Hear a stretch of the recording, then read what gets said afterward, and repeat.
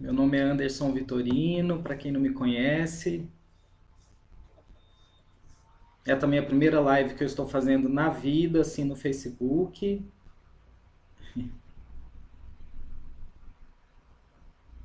Boa tarde, espero que esteja funcionando. Sim, está funcionando. Vocês estão me ouvindo bem? Será? Eu não consigo, não sei onde eu vejo aqui os comentários.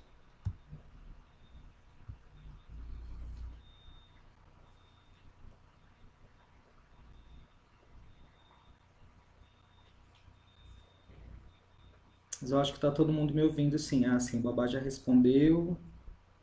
Boa tarde.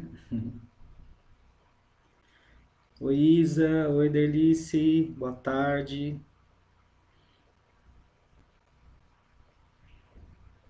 Vou aqui falando um pouquinho para ver se está tudo certo, também para passar um pouco o nervosismo.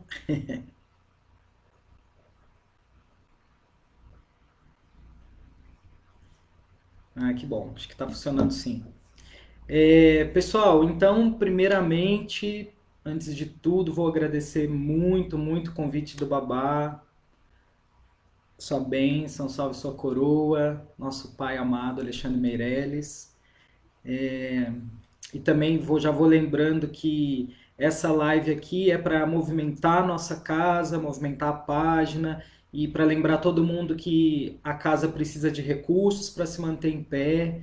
Então, essa iniciativa de trazer falas, trazer arte, conteúdos relacionados à Umbanda ou não, né? Mas que de alguma forma, claro que vai tratar também do nosso espiritual, cuidar da gente nesse período. Então, lembrando, procurem aí na página da casa, no grupo, maneiras de ajudar, né? Existe uma conta, existe em algum lugar, talvez alguém pode colocar aí nos comentários também. Quem puder colaborar com a casa, qualquer valor, que a casa vive de caridade, vive de doações, nós, os médiums, ajudamos, as pessoas da assistência, então nós agradecemos muito quem puder colaborar, né?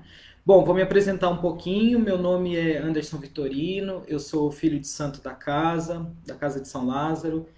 Eu sou professor e, e sou um grande apaixonado pelos orixás, por histórias, né? Eu estudei letras, então eu faço doutorado em estudos literários, então sempre fui um apaixonado por histórias. E as histórias dos orixás são encantadoras, né? Além da, além deles contarem, trazerem aí o sagrado para o culto, né, da Umbanda, do Candomblé, existe toda essa mitologia em volta das histórias, grandes ensinamentos que qualquer pessoa, independente da religião, pode ler e aprender muito, assim como a gente lê sobre a mitologia grega, a mitologia egípcia, né? Claro, eu vou falar um pouquinho sobre o que é o mito, né, antes de começar a contar as histórias, mas as mitologias, antes de tudo, elas são grandes histórias, grandes narrativas, né? Então é isso um pouco que é esse aspecto que eu vou abordar basicamente com essas histórias dos orixás, né? Bom, a ideia é contar, quando o Babá me convidou, essa história de falar sobre orixás assim publicamente, né? Começou nessa quarentena, há uns 3 meses. Eu vi vários amigos gravando vídeos com poemas, ou os artistas tocando música, né? Gravando canções e tudo. E aí eu fiquei pensando, o que que eu posso fazer, né? Para mim, para me ajudar a me manter aí são, né? Na quarentena e também que possa ser útil para as pessoas. E aí me veio essa inspiração, essa intuição de contar histórias, né? De gravar uns vídeos pequenos contando histórias, os itãs, né? A gente chama de itã. Muitas palavras que eu vou falar hoje, elas são iorubás, né? Que é a principal cultura africana que que se estabeleceu no Brasil, né? Então, é o povo Yorubá, que é uma língua também. Então, o Itã, que quer dizer isso, uma história, né? Um mito de orixá, né? E aí eu comecei a gravar esses vídeos coloquei lá no... Tem aqui no Facebook, na minha página, no YouTube. E as pessoas foram gostando, eu também gostei muito de fazer isso, né? Eu acho que é uma maneira de espalhar conhecimento, sabedoria. Então, e aí o Babá me convidou e eu fiquei muito feliz. Estou enrolando um pouco vocês para ficar mais calmo e deixar entrar mais gente. É, o Babá me convidou e eu fiquei muito feliz. Bom, e aí eu pensei sobre o que eu vou falar, né? Existem centenas e centenas de orixás,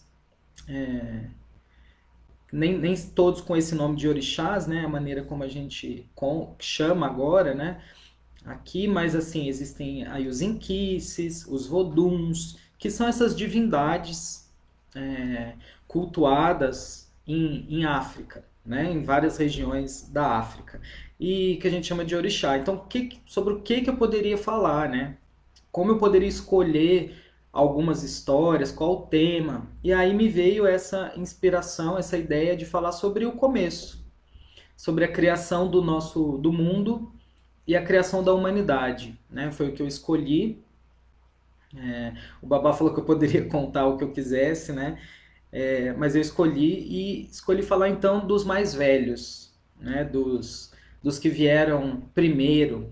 Então, vamos compartilhar aqui as histórias da criação do mundo e da criação da humanidade, né, do ser humano, e vamos abordar 3 orixás, que são Oxalá, Nanã e Exu, né?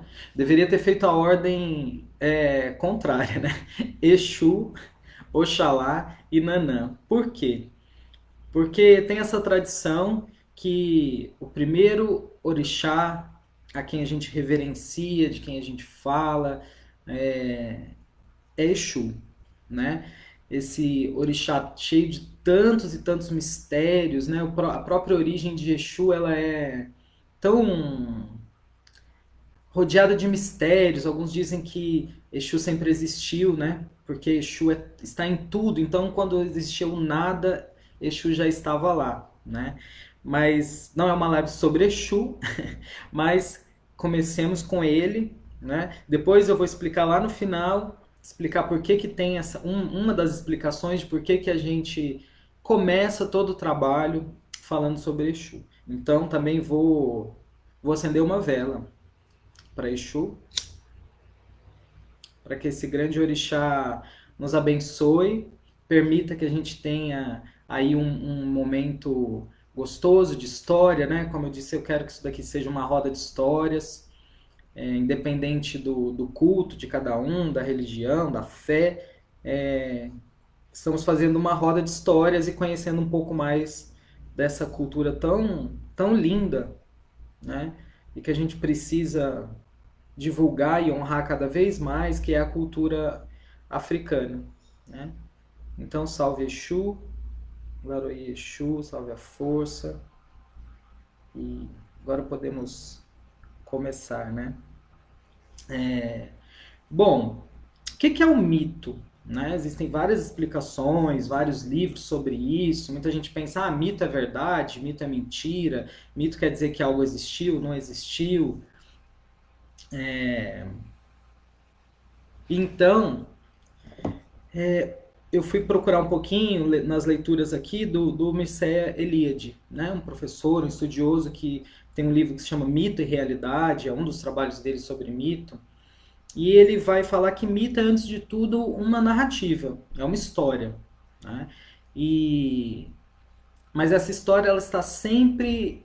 Por trás dessa história sempre tem uma criação. O mito sempre trata da criação de algo, né?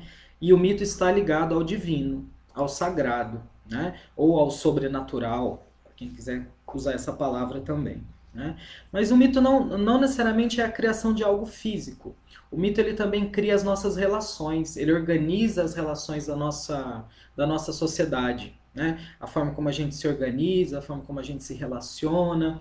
Então, o mito engloba tudo isso. E toda cultura, todo povo tem os seus mitos, né?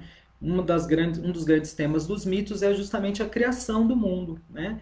Então, se a gente for no mito aí católico cristão, né, a gente tem lá na Bíblia a história de como Deus criou o mundo. Se a gente vai para o Oriente, para os hindus, a gente tem lá as explicações de como o divino se organizou e criou também o mundo deles, né? As nações indígenas, né, os povos indígenas também têm as suas explicações míticas sobre a criação do mundo, tá? E o que é interessante, pensando nessa ideia de verdade ou mentira, é que o professor Eliade, né, esse estudioso, ele percebeu que nas sociedades as pessoas não têm dúvida de que o mito é real, o mito é verdade, né? Então, a gente não duvida de que Deus criou o mundo, né? Ciência é outra coisa, tá? Apesar que ciência e mito, ciência e religião, ciência e mito dialogam, né? Mas houve essa ruptura aí quando começou a ciência, mas isso é uma outra história. Mas ninguém duvida, os povos não duvidam de que o mito seja real, né?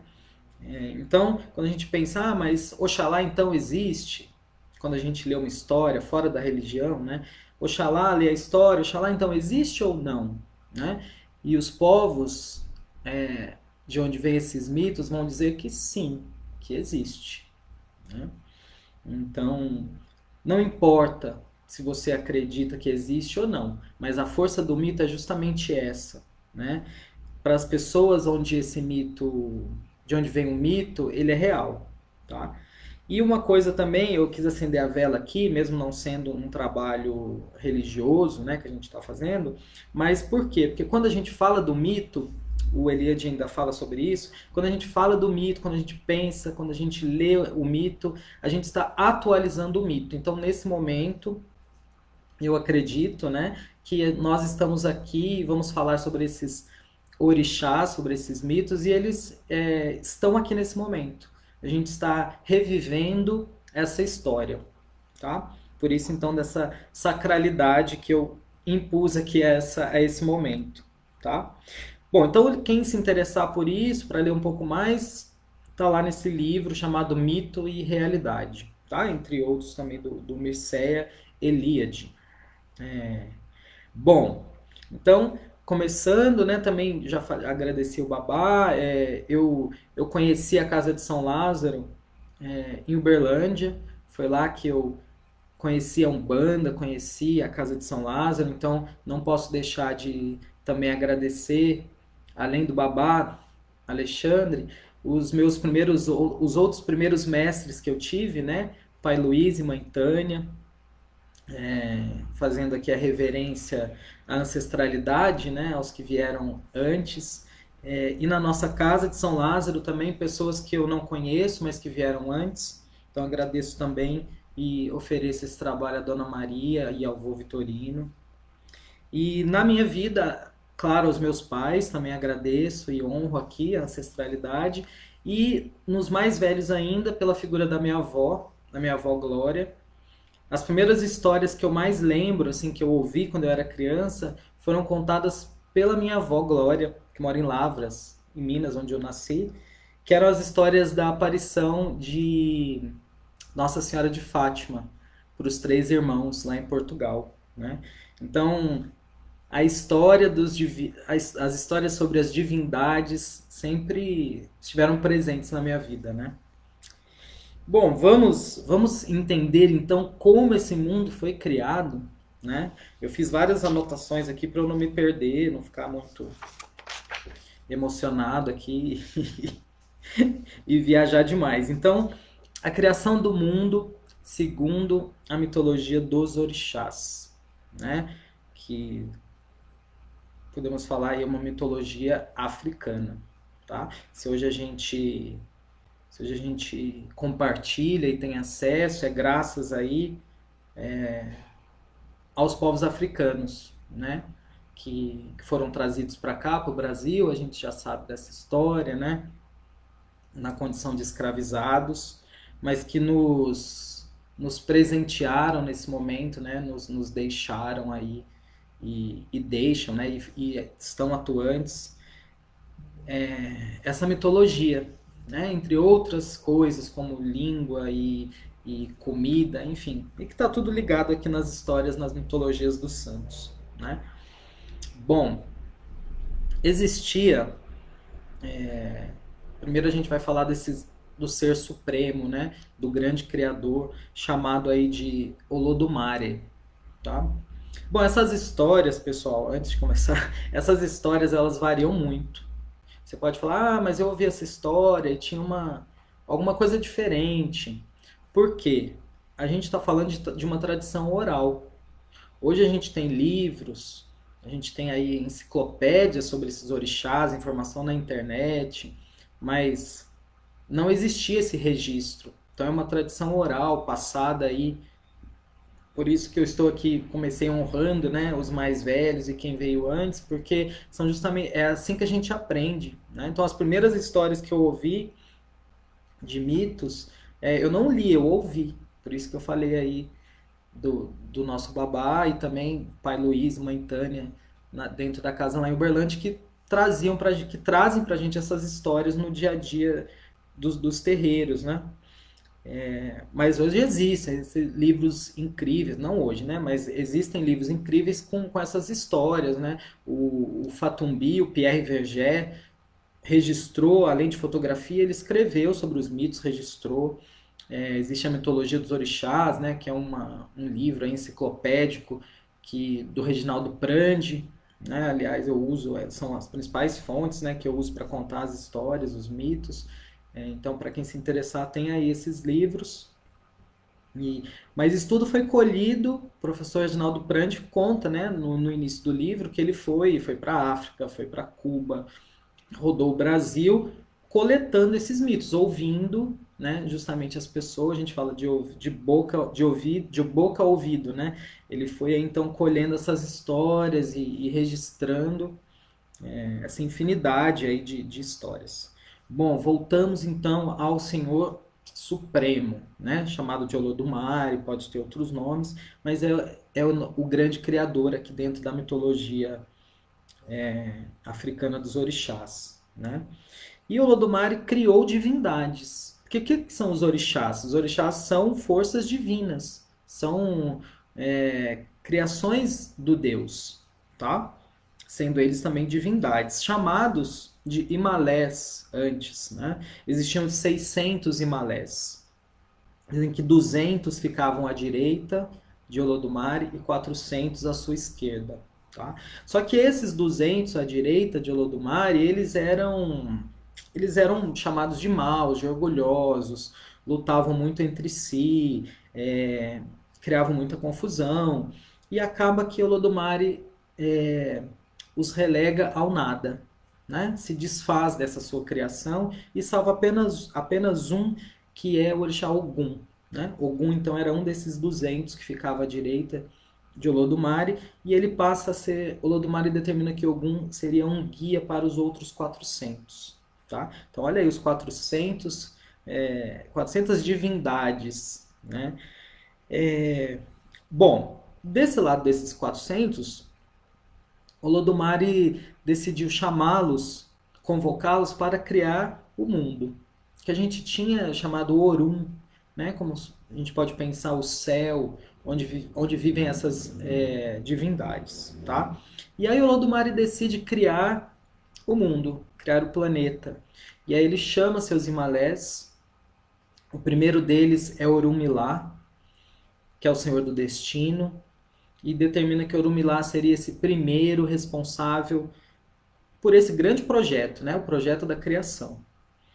E aí todos os outros tinham que se reportar, falar com Orunmilá, pedir aí a bênção, pedir orientações a Orunmilá. E o segundo grande orixá, depois de Orunmilá, seria Oxalá. Oxalá, que é aquele orixá, para quem não conhece, tá, gente? Desculpa quem é da Umbanda, do Candomblé, que já conhece bem, mas quem está assistindo não conhece. Talvez vocês já viram uma imagem de Oxalá, que é aquele orixá que se veste todo de branco, né? E tem outros nomes, tá? Justamente por aquilo que eu estava dizendo antes, das várias regiões. Então, vou chamá-lo de Obatalá, onde eu colhi aqui essa história, né? Mas é Oxalá. O segundo, ele é chamado E a ele, o Deus Supremo, entrega para Oxalá dois poderes. Um chamado de Abá e o outro chamado de Axé, o poder da criação. Com esses dois poderes, Oxalá então estava munido do que ele precisava para criar o mundo. Oxalá então pegou esses poderes, colocou numa sacola, né, que a gente vai chamar aqui o saco da criação, e todos eles estavam então incumbidos dessa tarefa. Olha a tarefinha, criar o mundo. E todos eles foram conversar com Orumilá. Bom, o primeiro orixá, o senhor do destino. Oxalá então vai, se aproxima de Orumilá e pergunta, né? O que eu devo fazer? O que o senhor me orienta para eu realizar esse trabalho com perfeição? E Orumilá então diz o seguinte ao Oxalá. Oxalá, para criar o mundo com perfeição, para desempenhar esse trabalho, essa função, né? Esse grande projeto divino de criar o mundo, eu recomendo que você faça uma oferenda. E o Batalá então pensa, fala, nossa, mas eu preciso fazer uma oferenda? O grande Deus Olodumare me deu aqui os poderes de criação, estão aqui na minha sacola, e eu ainda preciso fazer uma oferenda? Orumilá diz, sim. Mas Oxalá, obstinado, muito seguro de si, da sua força, dos seus poderes no saco de criação, resolve não fazer. Não vou fazer oferenda, não preciso, eu tenho tudo o que é necessário para seguir. Bom, todos os outros Imalés vão até Orumilá e Orumilá diz o mesmo. Para conseguir desempenhar bem esse trabalho, vocês precisam fazer uma oferenda. E eis que surge um outro personagem, um outro grande orixá, chamado de Olofim Odudua, ou Oduduá. E a ele é dada uma lista grande de oferendas, né? Às vezes o pessoal vai no terreiro, fala, acende uma vela. Fala, nossa, mas eu vou ter que acender uma vela. Olha só a lista de oferendas que Orumilá determina a Odudua, né? É quase um desafio, né? Eu vou falar para vocês aqui, porque Orumilá diz o seguinte, se fores capaz de fazer essa oferenda que vou indicar, este mundo que criarei serás teu. Então, olha só que Odudua fica aí com isso na cabeça, né? E a lista da oferenda é a seguinte: 400.000 correntes, uma galinha com 5 garras, um pombo, um camaleão e 400.000 búzios. Essa é a listinha que Orumilá determina que Odudua deveria oferendar. E o que Odudua faz? Faz toda a oferenda, se destaca e fica ali muito bem visto por Orumilá. Tá? Eis que chega o dia de criar o mundo. E lá se vão Obatalá, Oxalá com seu saco da criação e todos os outros Imalés juntos, né? E eles vão caminhando nesse lugar sagrado onde viviam as divindades, no Orum, e chegam até a fronteira, né? A fronteira do além. E quem está ali na fronteira, nessa encruzilhada, nesse cruzamento, nosso grande personagem Exu. Exu que é esse guardião das encruzilhadas. Lá estava Exu, pronto para receber as oferendas. Né?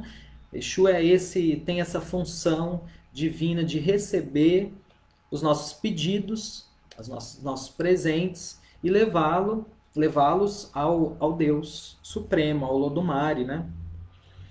E o Batalá, vocês lembram que eu disse, ele falou que ele não precisava fazer oferenda, que ele já tinha o saco da criação, que Olodumare já tinha determinado que ele seria, né, o grande personagem da criação do mundo, e ele não faz oferenda, todos os outros vão lá e pagam suas oferendas a Exu, que é esse mensageiro. E Exu olha bem para o Batalá e fala: Ah, então você não vai fazer a oferenda? Sei. E claro que Exu prega peças, né?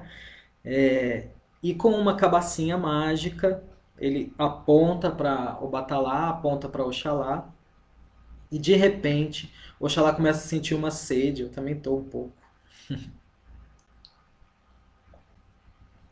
Oxalá começa a sentir uma sede terrível, imensa, e não sabe o que fazer, né? Estão ali na fronteira do além. E aí Oxalá enxerga um dendezeiro, né? Uma palmeira de dendê.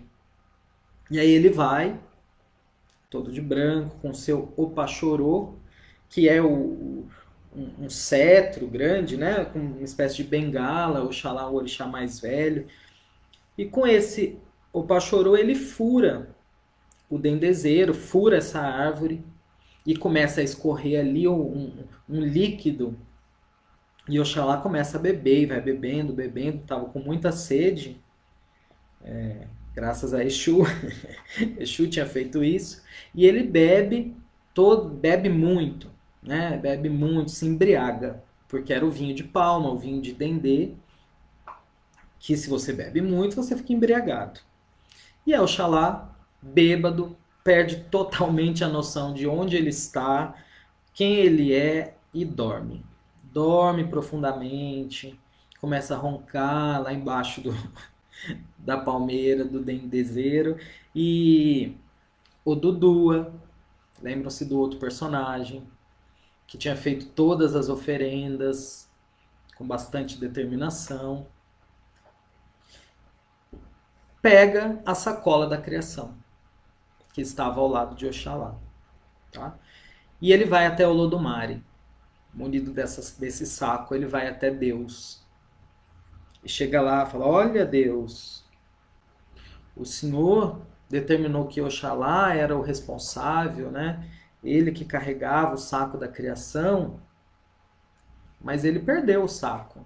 E eu que encontrei. O Lufinho Dudu falando com o Lodumare. O Lodumare falou: Ah, é? Bom, então agora é o Senhor que vai ser o responsável pela criação. Vá até a fronteira do além, desça e abra esse saco. E aí o Dudu agora, né, como o grande senhor da criação aí, né, determinado por Deus para que fizesse esse trabalho, se dirige, volta até os Himalés, alguns vão com ele, outros ficam lá fiéis ao Oxalá, esperando que Oxalá acordasse. E eis que aqueles itens que eu li para vocês lá da oferenda, né, porque eles são importantes agora, o Dudu vai usar esses itens para ele descer e criar o planeta, criar o mundo. Então ele amarra as correntes, lembram das 400 mil correntes? Ele amarra lá numa estaca e consegue descer, né? E ele enxerga uma imensidão de água, né? O que ele vê lá pendurado por essas correntes, preso ao Orum, ao céu. Ele vê uma imensidão de água e ele resolve abrir o saco da criação. E de dentro desse saco escorre ali, cai uma substância escura, vai caindo, não para de cair sobre aquela água, entra na água até que começa a formar aí um morro, né? um montículo. E ele fala: Olha, o que é isso? Né? E era terra. Né? E aí vem a galinha. Lembra da galinha, né? De 5 garras. A galinha, ele joga a galinha lá em cima desse. A galinha voa e pousa lá em cima desse montículo e ela começa a ciscar. Começa a ciscar e o que ela vai ciscando, ela vai espalhando a terra. O Dudu, inclusive, diz: E lê em fé, e se alastra e se espalha a terra. Né? O Ilê é a terra. E Ifé, né? Do Yorubá, né? Que significa espalha a terra, é justamente o nome de uma cidade onde o Dudu vai reinar depois. Uma cidade santa, né? A cidade de Ifé. Tá? E depois desce um camaleão também que vai ajudar a espalhar e formando a forma da Terra. E aí vai se criando todo esse planeta onde a gente vive. Tá? Desce também. Isso, criou-se o mundo. Né? Estava criado o mundo. Bom, eis que o Batalá acorda. Oxalá acorda lá da sua bebedeira de vinho de palma, né? E percebe que está sem a sua sacola e vai até o Lodumare. Oh, meu Senhor, grande Deus! Ele estava muito envergonhado, né? Venho aqui pedir desculpa, pedir perdão, estou aqui, velhinho, né, lá apoiado no seu opachorô, peço desculpa, mas a minha sacola sumiu, acho que alguém roubou a minha sacola. E aí o Olodumare pergunta para ele, né, fala, mas como você perdeu a sacola, Oxalá? Ó, Oxalá, né, ó grande orixá, o senhor do branco, né, ele todo de branco. Como que o senhor perdeu a sacola? E aí ele não podia mentir, né, os orixás não mentiam. Nessa época não havia mentiras para Deus. Ele diz: olha, eu passei uma sede imensa e furei uma árvore, bebi muito, me embriaguei e dormi. Ele conta a verdade, né? Muito envergonhado, mas conta. E o Lodomari diz: não, fique tranquilo, não precisa ficar assim. Eu vou determinar um outro trabalho para você, Oxalá. O Senhor está responsável por criar todos os seres vivos nesse novo mundo, nessa minha criação. E Oxalá fica muito satisfeito, né? Se sente novamente importante e diz que não vai decepcionar o Lodumare novamente e parte para esse novo projeto, criar a humanidade, nos criar. E Oxalá vai então tentar colocar esse trabalho em prática. E primeiro ele tenta criar, e aqui tem uma coisa bonita que é aquela história, né, de criar o homem à semelhança de Deus, né? Oxalá tenta criar, a primeira tentativa de Oxalá é justamente criar o homem de ar, de usando uma nuvem para fazer a sua semelhança, né? O orixá branco. Inclusive eu esqueci aqui de deixar um agradecimento à vovó Cici, a mãe de Santo Cici, lá da Fundação Pierre Vergé, em Salvador. Ela, maravilhosa, conta várias histórias dos itãs, dos orixás, e ela diz, né, em alguns que eu já tive a chance de ver pela internet mesmo, tem vários vídeos, dá para procurar lá, Cici. Ela diz que Oxalá era albino, né? Ela conta. Precisamos ouvir, não dá para dizer que ela está errada ou certa, né? Outros não falam sobre isso, mas como disse o mito, né? Os mais velhos sabem, então existe aí essa possibilidade, essa realidade do Oxalá albino, branco, né? Esse nome, o Batalá, Oxalá, que é o grande orixá, o senhor do branco. Bom, ele vai criar o homem, tenta criar a sua semelhança. Usa lá a nuvem, isso porque eu estava falando da nuvem, o ar. Então ele cria, modela, só que o que acontece? Se desvanece. Tá? Primeira tentativa, ele fracassou. A segunda tentativa ele tenta criar com madeira, com pau. E fica muito duro, né? Fica um ser que não consegue se mexer. A mesma coisa quando ele tentou com pedra. Um ser muito enrijecido que não conseguia se movimentar. Depois ele tenta usar o fogo. Né? Olha que interessante, a gente está falando dos 4 elementos aí, né? Ele tenta usar o fogo e o homem se consome, né? Aí depois ele vai tentar água, tenta azeite de dendê, tenta com o próprio vinho da palma, né? E não consegue, não dá certo e ele se sente novamente aí um fracassado, né, perante Deus. Primeiro ele fracassou na tentativa de criar o mundo, e agora ele não conseguia criar o ser humano, e aí ele desce, né, para a Terra, para o Ilê agora criado, né, o Aie, o Aie. E muito desolado, muito triste, ele senta ao pé de uma árvore, né, uma gameleira branca, o Iroko, que é uma árvore sagrada, e ali ele chora e fica desolado, sem saber o que fazer. Na frente dessa lagoa surge a nossa outro personagem que eu disse para vocês, né? Na frente tinha uma lagoa com as suas águas paradas. E aí surge de dentro dessa lagoa uma grande senhora. E essa senhora vem, se aproxima dele e pergunta: por que o senhor está chorando? Ele fala: eu recebi uma missão divina de criar o ser humano, o ser vivo, e eu não consegui, eu falhei. E ele conta toda a história, né? Tentou com o ar, com a pedra, tentou com o fogo, tentou com a água, nada deu certo. E aí ele pergunta: mas quem é a senhora?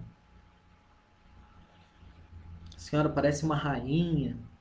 E ela fala: eu não sei o meu nome. Não sei o meu nome. Vovó Cici conta essa história lindamente. Eu não sei o meu nome. Quando tudo isso aqui foi criado, eu já estava aqui, né? Também uma criação divina, né? Se foi criada junto com o mundo. E ele fala: eu vou chamar então a senhora de Nã. Nã. Essa rainha, essa grande senhora, né? Que é a grande mãe dos orixás, porque é justamente Nanã que vai ajudar Oxalá. Como que ela faz isso? Ela carrega no seu colo, suas mãos, um instrumento chamado ibiri, como um cetro mesmo de uma grande rainha. E aí ela aponta para a lagoa, Oxalá fica pensando, sem entender o que tem ali, o que ela queria dizer com isso, e aí ela vai e retorna com a lama. Com a lama que é a própria essência dessa grande orixá.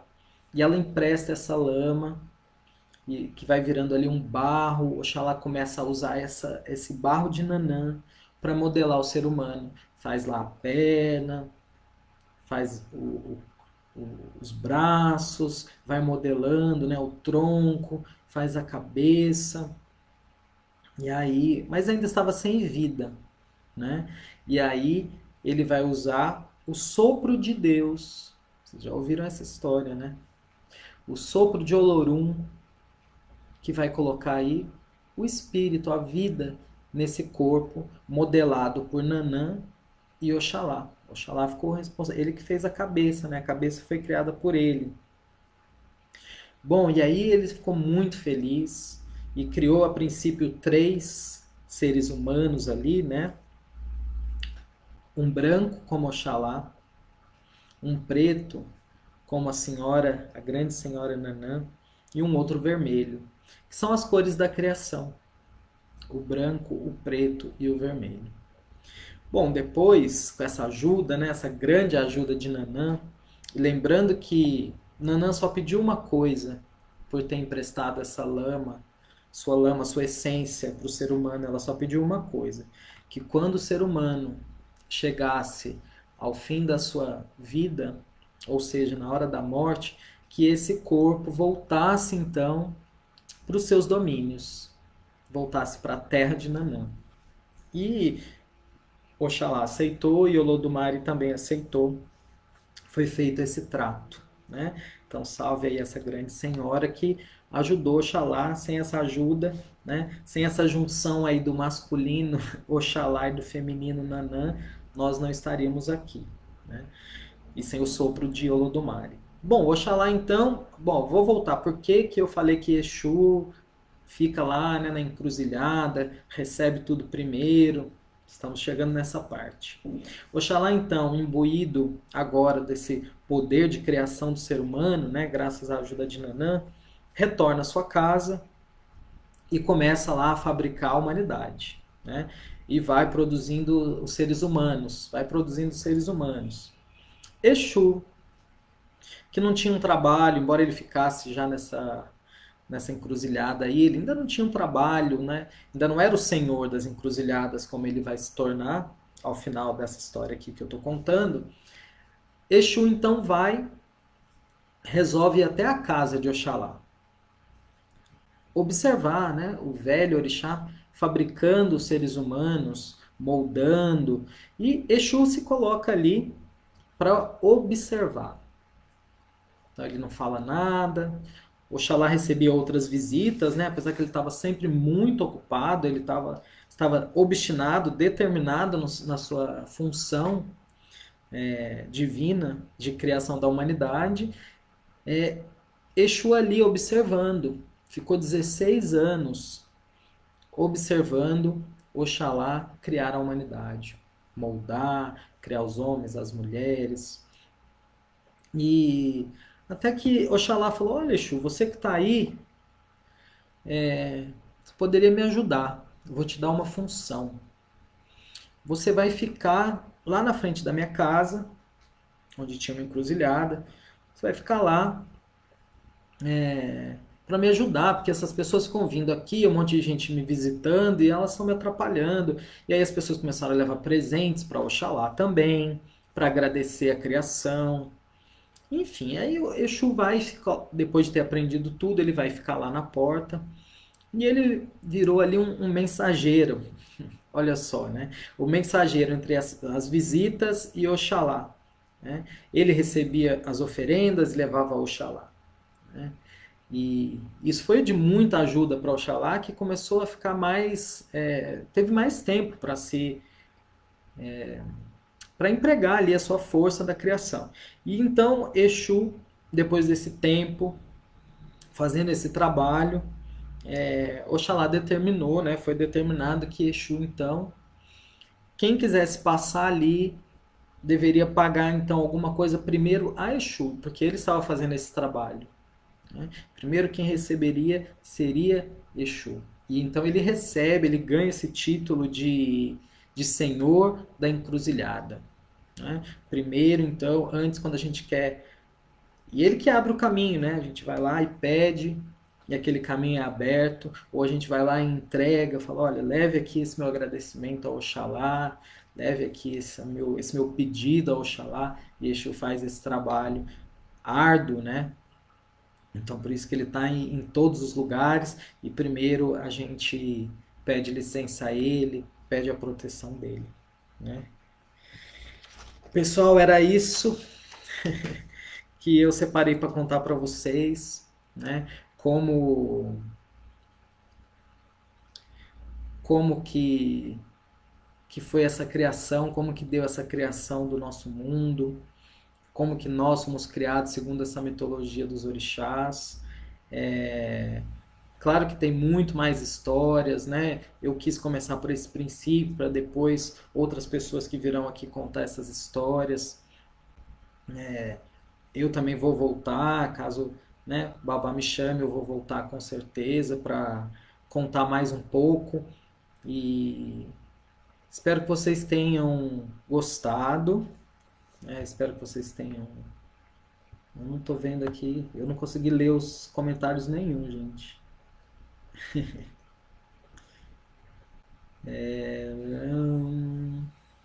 Muito obrigado, muito obrigado, muito obrigado.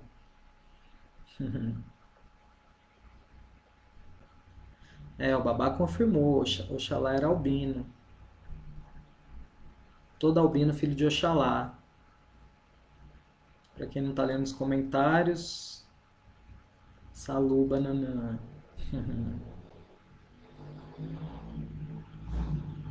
Que legal. Que bom, gente. É isso. Olha, o nosso Babá, então, confirmando essa história, né? Confirmando, trazendo essa confirmação que também... Porque varia muito, viu, gente? Assim, como é tradição oral e como a África é um continente, né? A África não é um país, a África é um continente. E quando essas pessoas foram trazidas para cá como escravos, elas foram misturadas, né, digo, entre os vários povos, de várias tradições. Então aí também a gente tem esse cruzamento de histórias e de cultos mesmo, né? A gente tem tanto que no Candomblé existem as nações, enfim, eu não sou um especialista para falar sobre isso, né? O que eu gosto mesmo e amo são essas histórias dos orixás que já tem muitos ensinamentos que a gente pode aprender muito, né? Às vezes a gente pensa,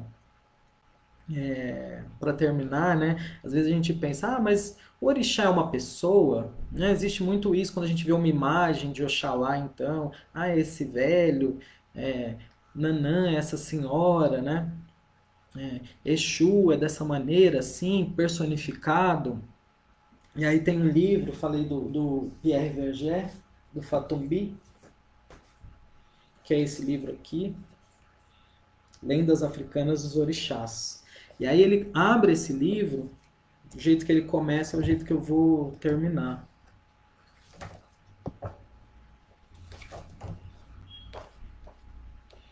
E tem desenhos lindos aqui do Caribé nesse livro.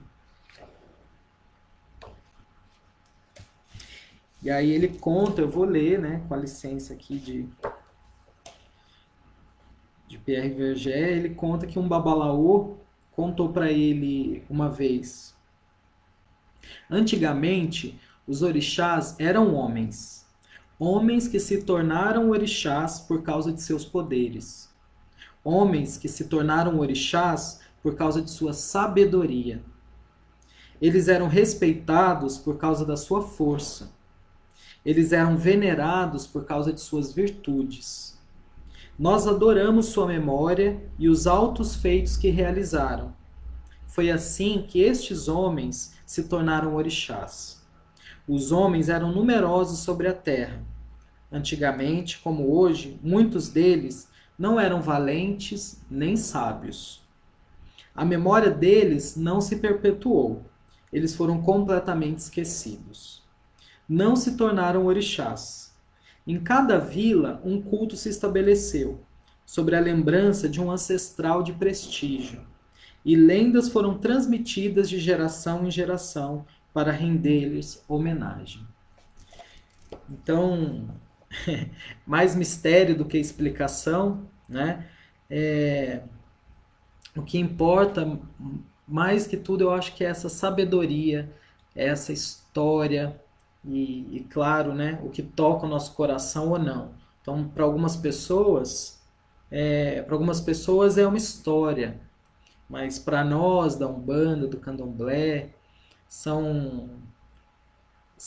é uma realidade, né? O mito é uma verdade, né? Então essa palavra mito, né, recentemente ficou tão banalizada, como conta aqui, como Pierre Verger anotou aqui no início do seu livro, o mito, o orixá, são as pessoas que fizeram grandes feitos, que tinham sabedoria, que eram valentes e fortes, que eram importantes para os seus povos, para as suas vilas, né?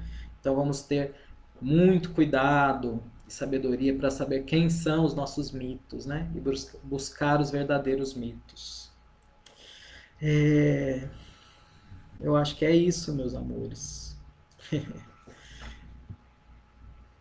Eu ainda estou um pouco nervoso. Que lindo. Muito obrigado, meus amores. Muito obrigado. Muito honrado, Babá. Minha reverência a essa casa tão linda, a Casa de São Lázaro, que eu tenho tanto orgulho e amor por fazer parte, por poder ser um filho dessa casa, né? Lembrando de novo que precisamos ajudar a casa a ficar de pé. Inclusive, última coisa que eu vou falar, prometo, Babá Alexandre Meirelles, semana que vem vai dar um curso chamado Desmitificando a Umbanda, de terça a sexta, né, a partir do dia 7.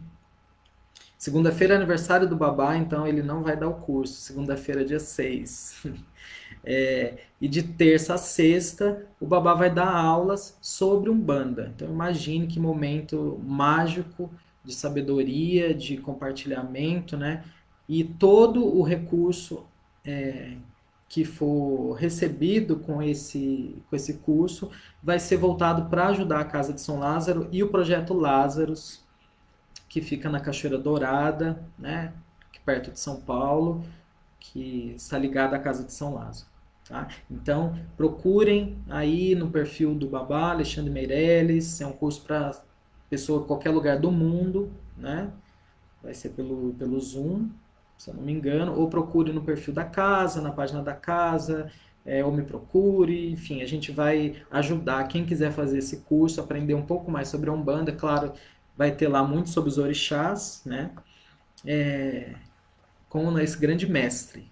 Meus amores, axé, que Oxalá nos abençoe nessa sexta-feira, hoje é dia de Oxalá, por isso que eu vim aqui de branco, com essa guia de Oxalá, para ele nos abençoar, que lembrem-se sempre de Exu, de pedir a permissão, de pedir que ele abra nossos caminhos, de levar os nossos pedidos, nossos agradecimentos aos orixás e a Deus.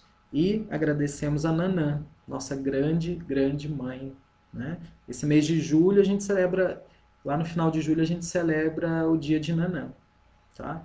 Espero que vocês tenham gostado. Espero voltar para falar mais sobre os orixás. Um grande beijo para todos os pais e mães também da Casa de São Lázaro. Falei do pai Luiz e da mãe Tânia, mas um beijo para todos e todas com quem eu aprendo também sempre, todos os dias. Um beijo, pai Felipe, que está fazendo esse trabalho aí para essas lives funcionarem. Axé para todo mundo.